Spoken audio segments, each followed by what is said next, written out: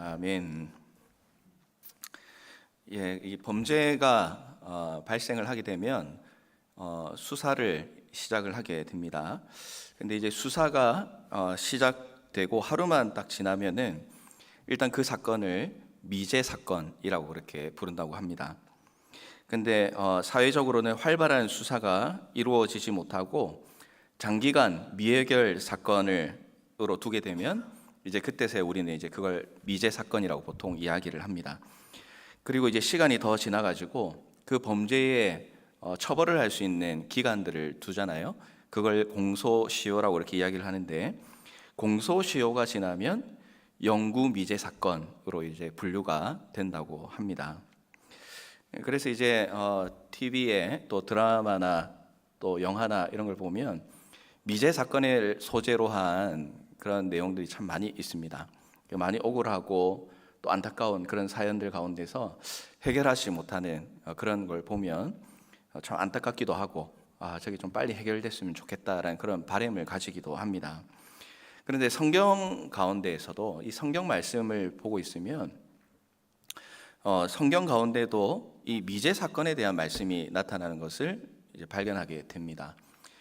이제 깊게 진지하게 이제 생각하지 못하고 말씀을 읽어 나가면 이렇게 생각하지 못하는 그런 부분인데, 오늘 우리가 읽은 말씀이 딱 그 부분입니다. 이 미제 사건이 발생했을 때 어떻게 처리를 하는가에 대한 말씀이 오늘 이 신명기 말씀 가운데 담겨져 있습니다.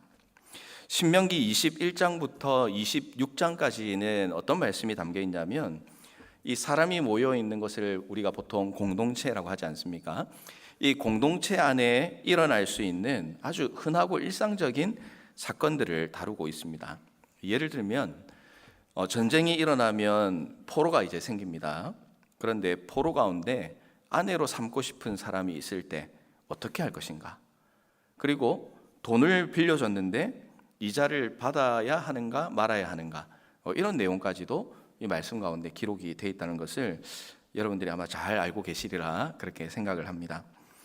정말 지극히 높으신 하나님께서 이 공동체 가운데 일어날 수 있는 백성들의 소소하고 그리고 일상적인 그런 문제까지 어떻게 그 율법 가운데 이렇게 세심하고 또 배려를 하는 모습으로 말씀을 주셨을까? 읽을 때마다 참 감탄을 하게 되는 그런 부분이라고 할 수가 있습니다. 하나님의 백성들이라고 할 때에는, 그리고 하나님의 공동체라고 할 때에는 이제 큰 의미가 담겨 있는 것이 무엇이냐면 혼자 살아갈 수 없다는 것입니다. 혼자서는 살아갈 수 없기 때문에 하나님께서 우리에게 공동체를 허락해 주셨고, 또 오늘날로 이야기하면 이 신앙의 공동체, 믿음의 공동체를 허락해 주셨습니다. 하나님께서는 이 율법에 나오는 이런 세부적인 규정들을 통해서 하나님의 공동체는 함께 하나님이 정한 율법을 통해서 살아가야 하고, 그리고 그 율법을 지켜나갈 때 나 혼자만 잘하면 되지가 아니라 우리 모두가 잘해야 된다는 것을 말씀을 통해서 강조를 하고 계십니다. 우리는 크게는 하나님 나라에서, 또 좀 좁게 보면 한우리 교회라는 공동체 안에서 신앙생활을 하고 있습니다. 그런데 이 공동체 안에서 신앙생활을 할 때 우리가 이 공동체에 속해 있다라는 그 의미를 좀 잊고 살아갈 때가 참 많이 있습니다. 실제적으로 신앙은 하나님과 나와의 개인적인 관계에서 출발하는 것이 맞습니다. 그런데 우리가 이 신앙생활을 해 나갈 땐 하나님께서 우리에게 관계를 맺게 하시고, 또 이 공동체라는 울타리를 통해서 하나님의 말씀 가운데, 또 하나님이 정하신 그 울타리 가운데 벗어나지 않고 바르게 살아갈 수 있도록 이렇게 믿음의 동역자들을 붙여 주신 것이죠. 그래서 이제 우리가 이 공동체에 몸담고 있고, 또 이 공동체를 통해서 함께 만나게 된 우리 성도님들을 바라볼 때 정말 하나님께서 보내주신 소중한 존재다 하는 그런 마음을 우리가 가지고 서로를 바라볼 수 있어야 하는 것입니다. 그래서 여러분, 이제 이 시간 우리가 함께 한 공동체로 예배를 드리고 있는데, 우리 옆에 있는 분들이야 다 가족이든지 친한 분들이 이렇게 앉아 있으리라 생각을 합니다. 한번 이렇게 쭉 둘러보시면 한번 돌아보시겠습니까? 누가 오셨나? 저분은 어떤 분이신가? 다 아시면 참 좋은데 또 잘 모르겠는 분도 계신 것 같고, 그죠? 우리 한우리 교회 저분이 한우리 교회 다니시는 분이었나? 이렇게 생각하는 분들이 혹시 보일지도 모르겠습니다. 근데 이제 우리가 이 한우리 교회라는 공동체에서 함께 신앙생활을 하고 또 이렇게 서로를 바라볼 때 정말 반갑고 사랑하고 또 의지하고 싶고 위로하고 싶고 격려하고 싶은 공동체의 모습으로 우리가 살아가고 있느냐, 아니면 한번 지금 아주 이 시간에 잠깐 돌아봤지만 우리가 이제 주일을 한번 생각하면서 이제 우리가 수많은 성도님들을 보고 지나치는 그런 과정 가운데서 내가 정말 의지하고 싶은 사람인가, 또 내가 의지가 되는 사람인가, 이런 것들을 한번 생각하면서 성도님들을 한번 바라보면 참 아쉬운 부분들을 많이 발견할 때가 있으리라 생각을 합니다. 공동체긴 한데 이 공동체로서 뭔가 하나다라는 느낌을 받지 못하게 하는 부분들이 나 자신을 통해서도 드러나기 때문에 그렇습니다. 하나님이 주신 이 교회 공동체는 우리가 생각하는 것보다 훨씬 더 소중하고 긴밀하게 연결이 되어 있습니다. 오늘 이 말씀을 통해서 우리가 정말 하나님께서 공동체라고 하실 때에 이 공동체가 얼마나 끈끈하고 서로 연결된 존재인지를 좀 깨닫게 되는 시간, 또 그걸 통해서 힘을 얻고 또 나 혼자만 하는 게 아니라 함께 잘해야 되겠구나 하는 그런 마음을 가지고 돌아가는 이 수요 예배 시간이 되기를 바랍니다. 먼저 우리가 첫 번째로 한번 생각해 볼 것은, 아까 이 하나님께서 이 신명기 말씀, 성경 전체에도 하나님께서 주신 율법과 규례가 있지만 하나님께서 율법과 규례를 왜 주셨을까 하는 걸 먼저 좀 생각해 보는 게 필요할 것 같습니다. 오늘 말씀해 보면 아까 미제 사건이 발생했다고 그랬는데 그 미제 사건이 아주 심각한 범죄입니다. 어떤 범죄였냐면 살인 사건이 일어나게 된 거예요. 그런데 살인 사건이 발생을 했는데 이제 죽은 사람만 발견을 하고 이 사람을 누가 죽였는지를 지금 알아낼 길이 없는 거예요. 지금처럼 뭔가 많이 발전되어 있는 시대면 뭔가 단서를 찾아서 연구를 해서 할 수 있겠지만 이제 그 당시에는 그런 기술이 없지 않습니까? 그럴 때 어떻게 해야 되는가에 대해서 하나님께서 말씀을 하고 있습니다. 지금도 우리가 이런 사건들을 많이 접하죠. TV나 뉴스에서 그런 일들을 우리가 이제 듣게 되었을 때 뭔가 사람이 살인을 당하고 근데 범인은 찾을 수가 없다, 이런 이야기를 들었을 때 여러분들은 어떤 생각이 먼저 드십니까?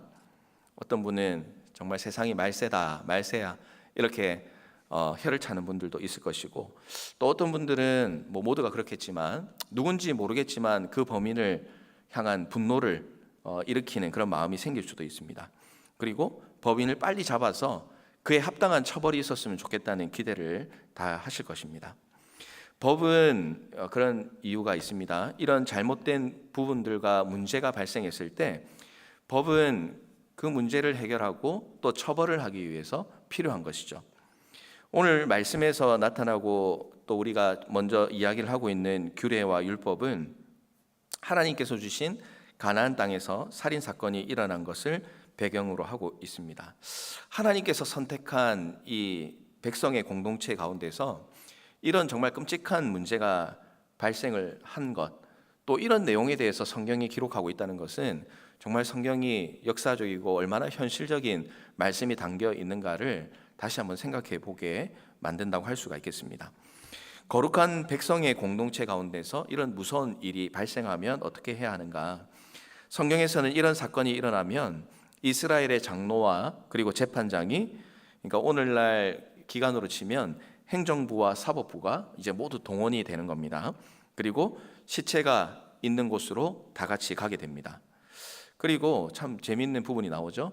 그 시체가 있는 장소에서 성읍들이 이제 동서남북으로 있습니다. 그 동서남북에 있는 성읍을 살인 사건이 발생한 그 시체로부터 거리를 재는 겁니다.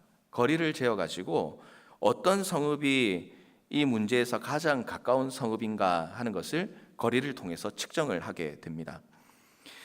그러면 측정을 했으니까 이제 결론이 나와야겠죠. 그러면 이 살인범을 알 수 없는 이 살인 사건에 대한 문제가 어떤 성읍에 가게 되냐면 거리가 제일 가까운 성읍, 동쪽이 가까우면 동쪽에 있는 성읍, 서쪽이 가까우면 서쪽에 있는 성읍이 이 살인 사건에 대한 문제를 책임을 져야 되는 그런 부분이 있는 거예요. 자신들이 한 것이 아님에도 불구하고 그렇게 하도록 법이 정해져 있다라는 것입니다. 시체에서 제일 가까운 성읍에 있는 장로들은 이 살인죄에 대한 책임을 가지고 이제 뭔가를 해야 됩니다. 뭘 해야 되냐면 이 사건을 해결해야 되는데 자기들이 이 사건과 문제가 없다라는 것을 입증을 해야 하는 것이죠. 그런데 이 사실을 입증해 나가기 위해서는 범인을 잡는 것은 입증하는 것이 아닙니다. 이 죄를 이제 하나님 앞에서 해결해야 되는 것이 그들이 이제 입증을 해야 되는 부분인데, 장로들이 어떤 일을 하냐면 아직 부리지도 않고 멍에를 매지도 아니한 암송아지 한 마리를 취합니다. 그리고 물이 항상 흐르고 농사를 한 번도 짓지 않은 골짜기에 그 암송아지를 데려갑니다. 그리고 그 암송아지의 목을 꺾습니다. 그리고 목이 꺾인 암송아지 위에서 손을 씻으면서 이제 다음과 같이 말하는 것이 이 미제 사건을 하나님 앞에서 해결하는 방법인 거예요. 그게 7절과 8절에 나오는 말씀입니다. 우리 한번 7절과 8절의 말씀을 다시 한번 읽어보도록 하겠습니다. 시작.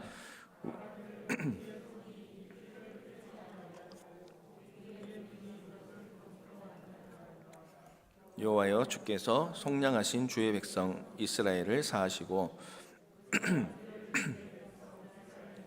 머물러 두지 마옵소서. 하면 그가 사함을 얻으리니. 아멘. 자, 이렇게 하나님 앞에 이런 고백을 드리면 어떻게 된다고 말씀을 했죠? 그 피 흘린 죄를 자신들이 짓진 않았지만 그 죄를 사함을 받게 된다 하는 것입니다. 그러니까 이제 이스라엘에게 있어서 범인을 못 잡긴 하지만 이런 부분에서 본다면 이스라엘에는 미제 사건이 없습니다. 하나님 앞에서 죄의 용서를 받는 방법이 있기 때문에 그런 것이죠. 실제 범인은 알지 못하지만 하나님께서 주신 그 공동체 전체가 이 사건에 대한 책임을 지기 때문에 문제가 해결이 될 수가 있는 것입니다. 하나님께서는 이스라엘을 위해서 율법과 규례를 주셨습니다. 그런데 이 규례를 주실 때에 어떤 사건이 발생해서 그 사건에 대한 해결책으로 율법을 주신 게 아니라 그 사건이 아직 일어나지 않았음에도 불구하고 하나님께서 이런 일들이 일어나면 이렇게 행해라 라고 아주 말씀을 친절하게 해 주십니다. 발생할 가능성이 있는 사건에 대한 율법을 주셨다는 것이죠. 너무나도 친절하시고 또 우리를 배려해 주시는 하나님을 이 율법과 규례를 통해서 만날 수 있지만, 그러나 이 가운데 우리가 한번 생각해 볼 것이 있습니다. 그것이 무엇이냐면 하나님의 백성인 이스라엘, 그리고 오늘 이 땅을 살아가는 성도들도 죄의 영향에서는 자유로울 수 없다 하는 것을 말씀을 통해서 다시 한번 생각을 해보게 됩니다. 하나님께서는 그것을 아셨기 때문에 이 신명기 말씀을 통해서도 계속해서 경고의 말씀, 또 그 죄의 문제에 대해서 해결할 수 있는 방법을 가르쳐주고 있는 것이죠. 우리는 그리스도의 능력으로 죄 사함을 받았습니다.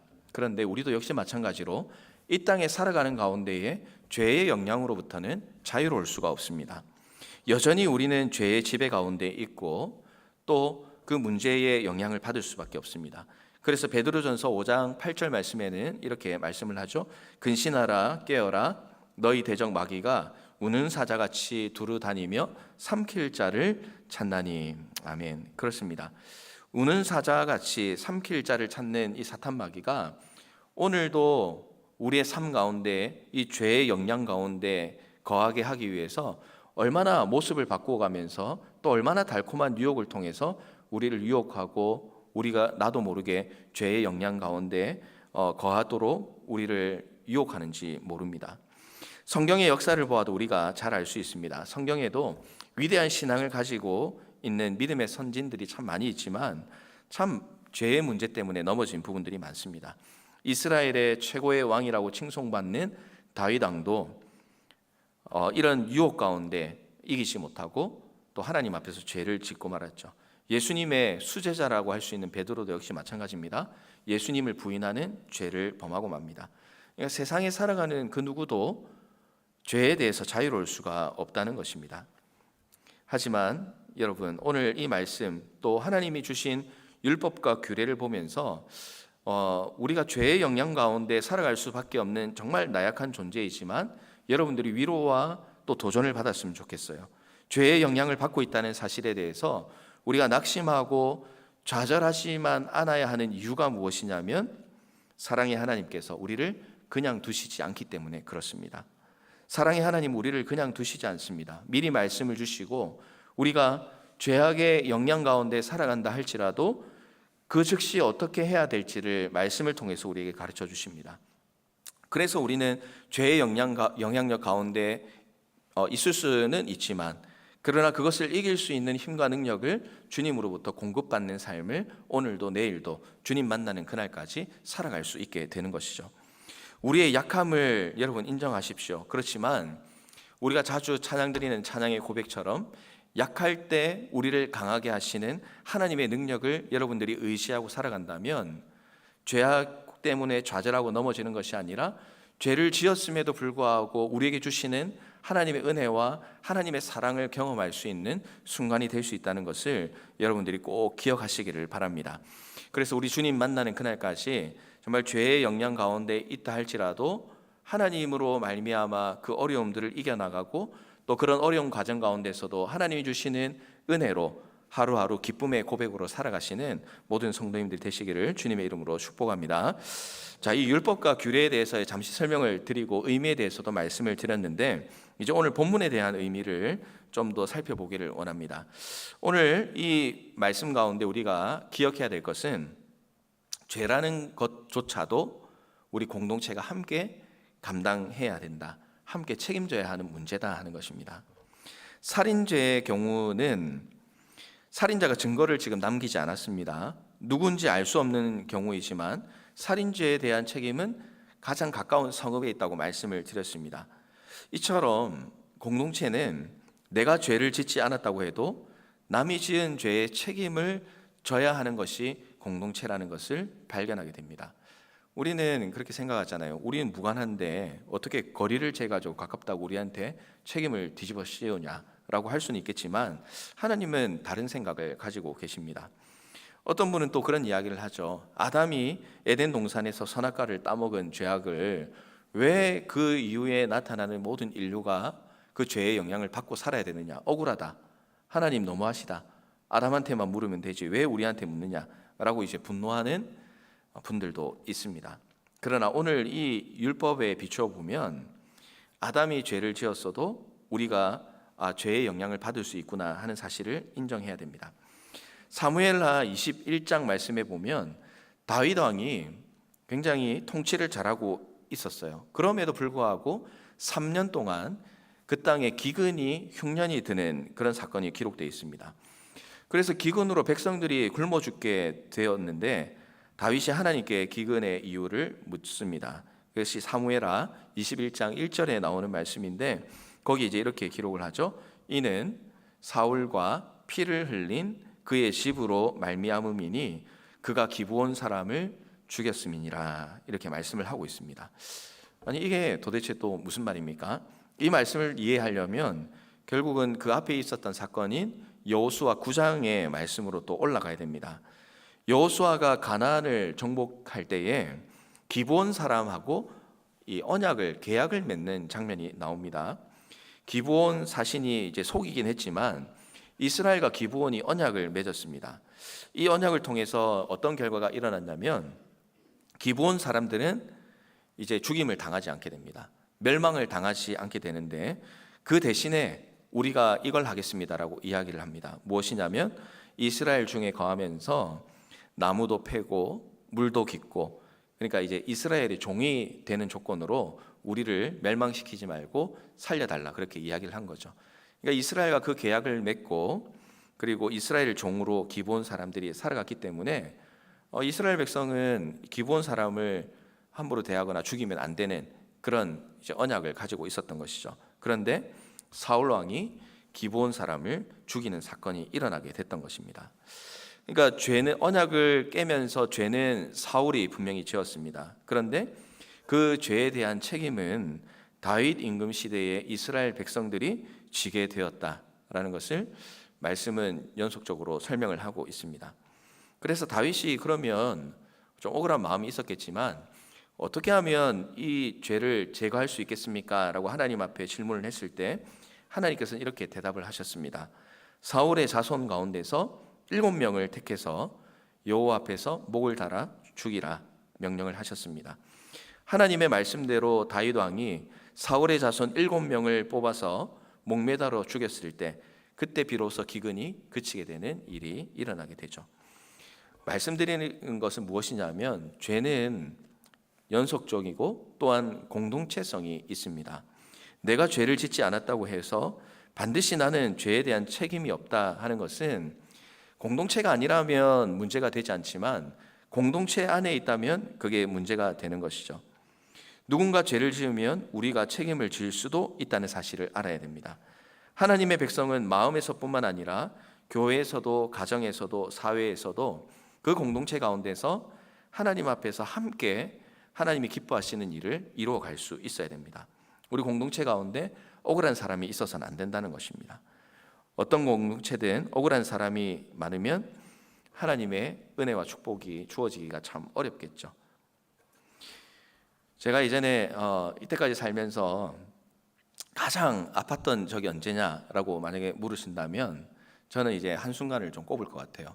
어떤 순간이었냐면, 요로결석을 한번 걸린 적이 있습니다. 그러니까 이게 소변이 나오는 관에 뭔가 돌이 이제 박힌 그런 건데요. 이제 목회를 하면서 요로결석으로 이제 시술을 하고 회복되신 분들 신방을 가긴 갔었습니다.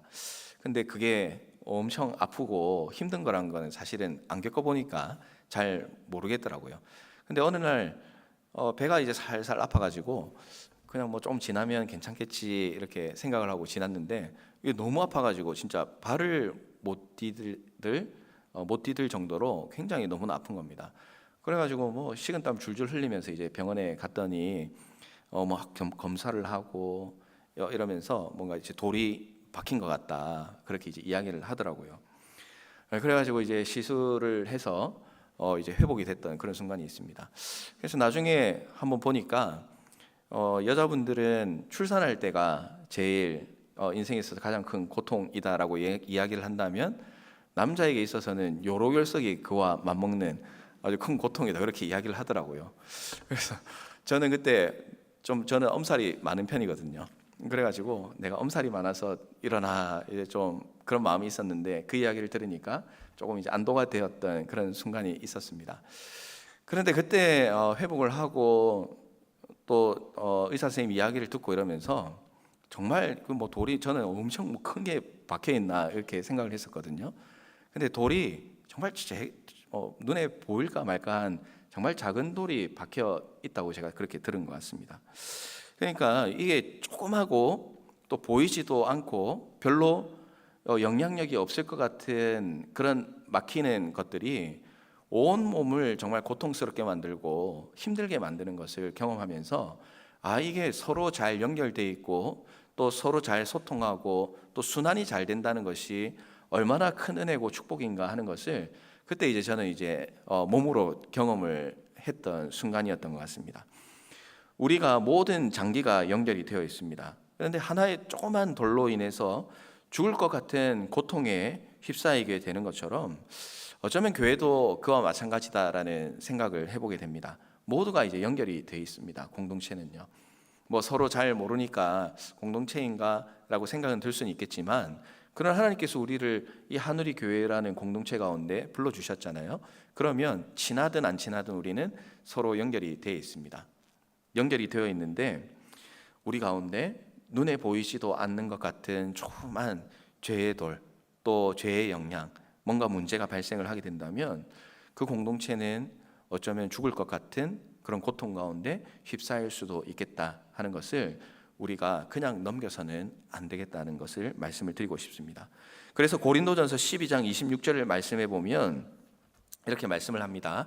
우리 다 같이 한번 읽어보도록 하겠습니다. 시작.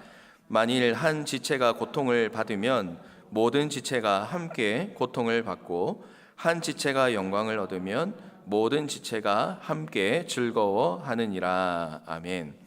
사도 바울은 골로새서 1장에서 이렇게 이야기를 합니다. 교회는 예수 그리스도의 몸이다. 그리고 예수 그리스도는 교회의 머리다 말씀을 하고 있습니다. 교회는 예수 그리스도의 몸입니다. 몸에는 여러 가지 구성 요소가 있습니다. 서로 돕고 함께 잘 살기 위해서 구성되어 있습니다. 혼자 살 수가 없는 것이죠.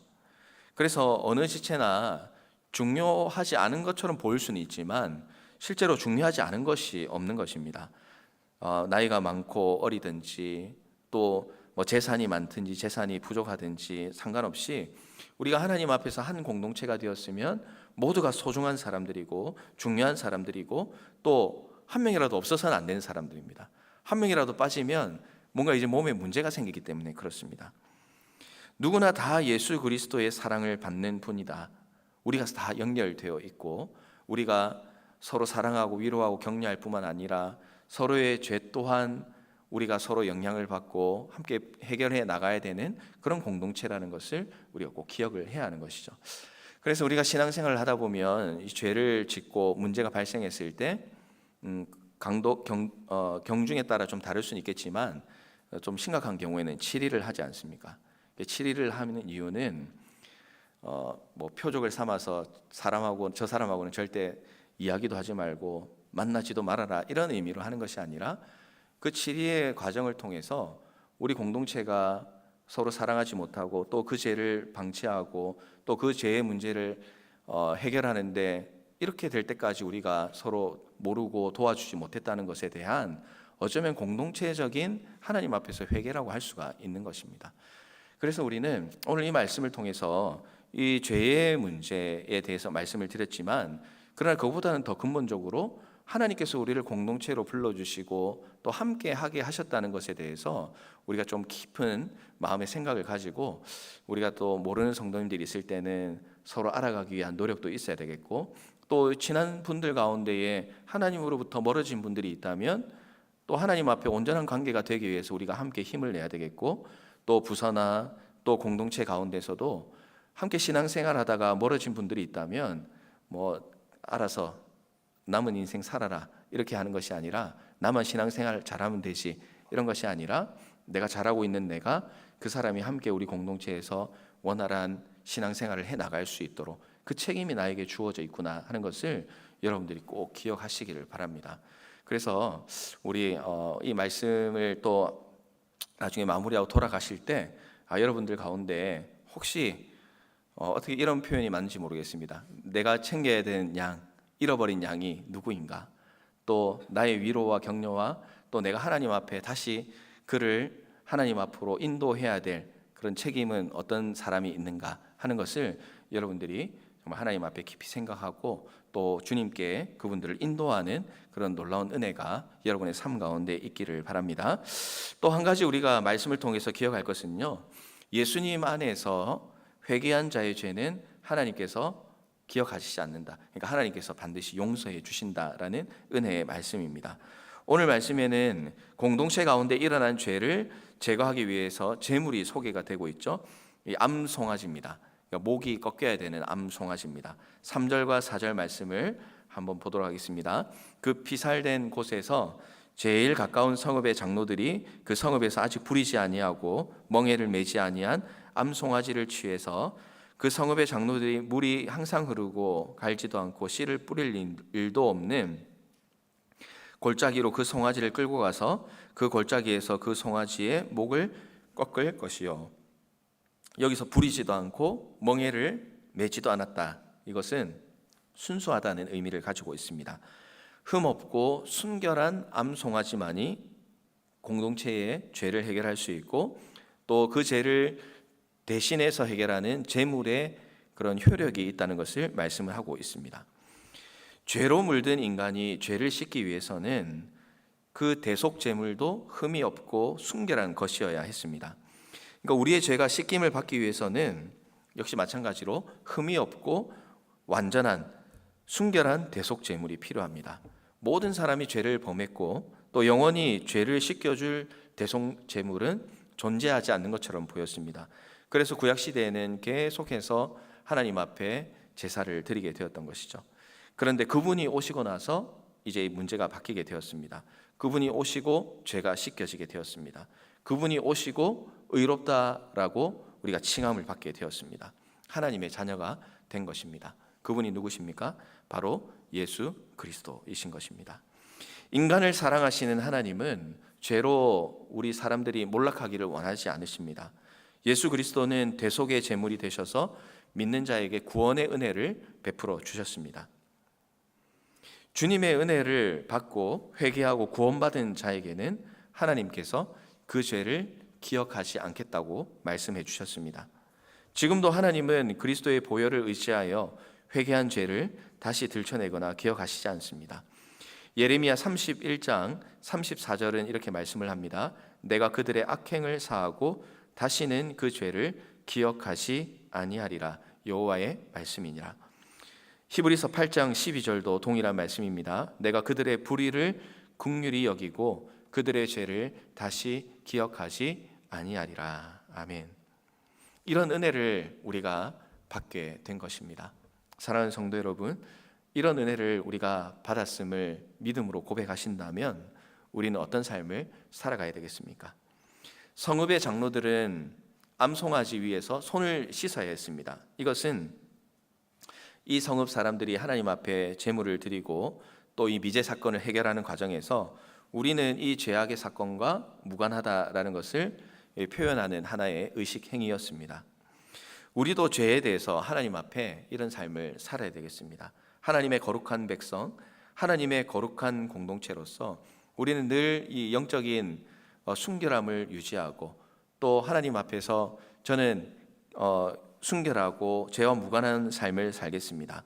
그런 고백이 우리의 삶 가운데 매일매일마다 나타날 때에 하나님께서 우리에게 은혜와 사랑을 베풀어 주신다는 것, 여러분들이 오늘 말씀을 통해서 기억하시고 정말 내가 이 공동체의 일원으로서 이 공동체 책임을 함께 져 나갈 때 누군가에게 위로가 되고 도움이 될 수도 있지만 또 먼저는 하나님께서 베풀어 주신 그 구원의 은혜를 기억하며 순결하고 또 공동체에 선한 영향력을 미치고 또 그리스도인으로서 어떻게 살아가야 하는가를 내 삶을 통해 모범을 보여주는 삶, 그런 손을 씻는 삶을 여러분들이 살아간다면 우리 공동체는 하나님 앞에서 더 아름답고 건강하고 또 은혜를 누리는 그런 공동체로 더욱더 성장해 나가리라 믿습니다.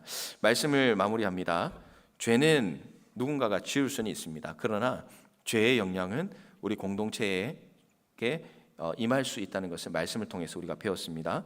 그렇기 때문에 우리는 정말 죄가 자리 잡지 못하는 공동체가 되기 위해서 함께 힘을 내고 또 서로 격려하고 서로 도움이 되고 또 서로 좀 엇나가는 길이 있다면 그것에 대해서 바른 길로 갈 수 있도록 또 바른 말도 할 수 있어야 되겠고 또 하나님의 말씀대로 살아가는 그런 노력들이 우리 공동체 가운데 있어야 되겠습니다.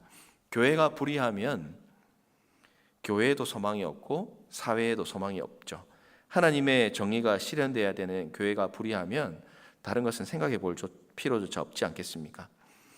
오늘날 교회 가운데 가장 큰 불행 중에 하나가 무엇인가 꼽으라면 서로 싸우면서 또 하나 되지 못하는 그런 모습입니다. 이해하지 못하고 배려하지 못하고 사랑하지 못하고 또 품지 못하고 또 없어져도 찾지 않고 조금 힘들면 위로하지 못하는 그런 것이 우리 교회 가운데 있다면 우리는 뭔가 몸에 문제가 지금 발생을 하고 있다는 증거가 되는 것이죠.